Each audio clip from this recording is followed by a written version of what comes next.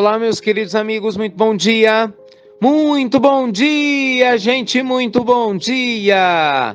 Começando com carinho de sempre mais uma pílula inspiradora do bem do nosso amado Evangelho. Sextou de novo!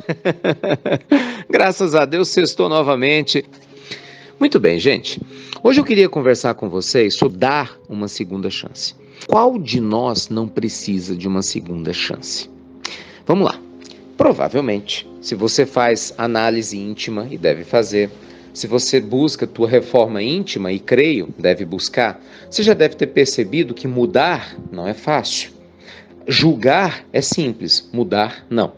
Apontar o erro das pessoas é simples, modificar o próprio erro, não. Observar o equívoco que os outros cometem é fácil, mas modificar os nossos equívocos, não. Então, todos nós, em algum momento, já precisamos, gente, de uma segunda chance, ou vamos precisar, definitivamente, em algum instante, porque não tem nenhum santo aqui na Terra. Então, às vezes, a segunda chance é uma segunda chance num trabalho, quando a gente comete um erro. É uma segunda chance na vida, quando a gente se desvia existencialmente, se entrega aos vícios. É uma segunda chance, talvez, no relacionamento.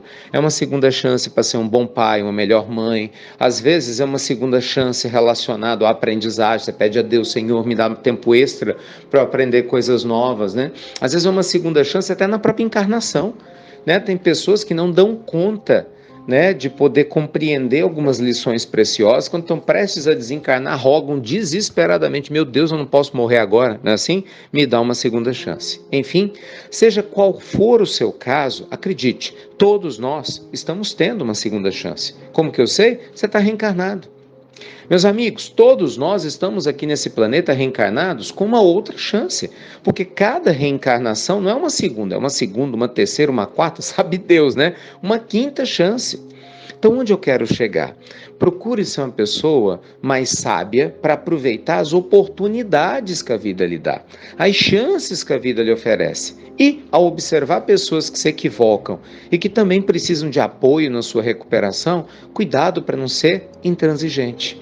Sem se dar conta, a gente acaba, por vezes, sendo muito intransigente, com pessoas que precisam de segundas oportunidades. É lógico, vamos deixar isso bem claro, salvo as exceções daqueles que, infelizmente, são insistentes no mal, no equívoco, e não querem a segunda chance, querem é malandrar, querem é perturbar. E para eles, lembra de Jesus, não jogueis pérolas aos porcos. Infelizmente, tem pessoas que você já deu diversas chances e ela não aproveitou nenhuma e não mudou em nada, e vive apenas dizendo que quer mudar, e você não vê na postura, não vê no exemplo, na atitude, realmente aquele esforço. Então, realmente, a gente não pode ser bobo achando que está sendo bom, que até o Cristo fala para nós que a gente tem que ser prudente como as pombas, mas sagazes como as serpentes. Está lá essa frase, Mateus capítulo 10.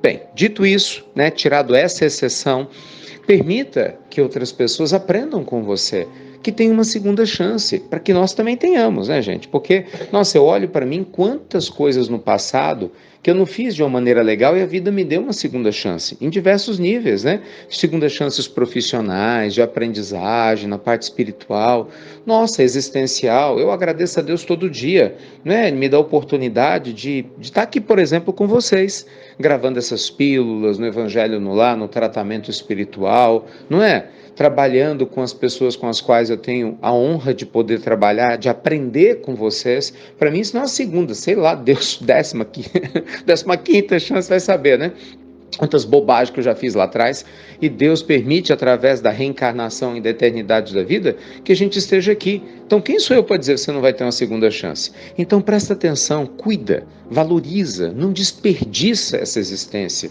não desperdiça essa encarnação. Acredite, muito investimento foi feito pelo mundo maior para que você aproveite essa existência, não jogue-a fora. Tá bom?